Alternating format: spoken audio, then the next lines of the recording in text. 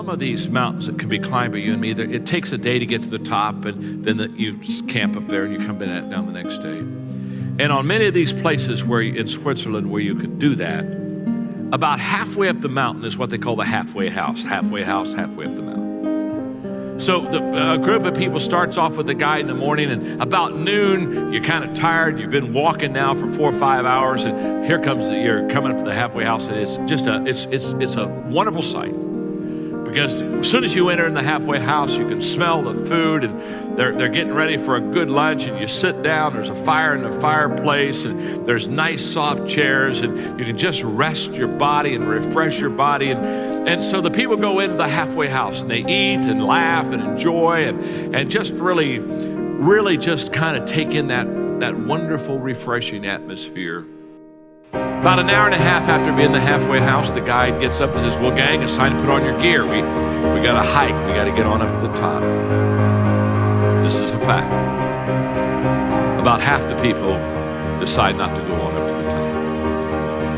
They're sitting around the table and they're just saying, you know what, go on up. You're going to be coming by here tomorrow. You're going to be having lunch here again tomorrow. We're just going to hang here. And so the people that want to get to the top, they put their stuff on and they kind of leave. And the rest of the people sit behind. They eat a little bit more food, get around the piano, sing some songs, get around the fireplace, enjoy the fire, warm themselves by the fire. And play games all afternoon, kind of enjoy themselves. But about 4:30, 4:45 in the afternoon, without anybody saying a word, people who stayed in the halfway house, they slowly go over to where the window is, the big window, and they start looking outside, and they start looking up at the top of that mountain, and as they look at the top of that mountain, they see their friends.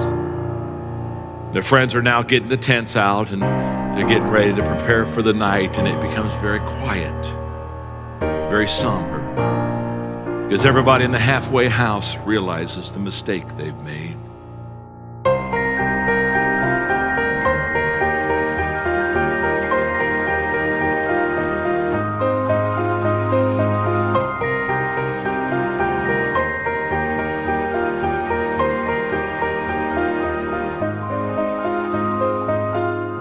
Next morning, down come their friends, and by noon, they come into the halfway house. And when they come in the halfway, they are laughing, they're high-fiving, they're talking about what they've seen, where they've been, experiences, the fact that it was almost impossible to get up there. In fact, they had to help each other get up there, and how they joined teams and held hands, and they just tell them all these stories and talk about the pictures they've taken, and they got the group picture up there with the flag at the top, and the people who remain behind, they don't say much.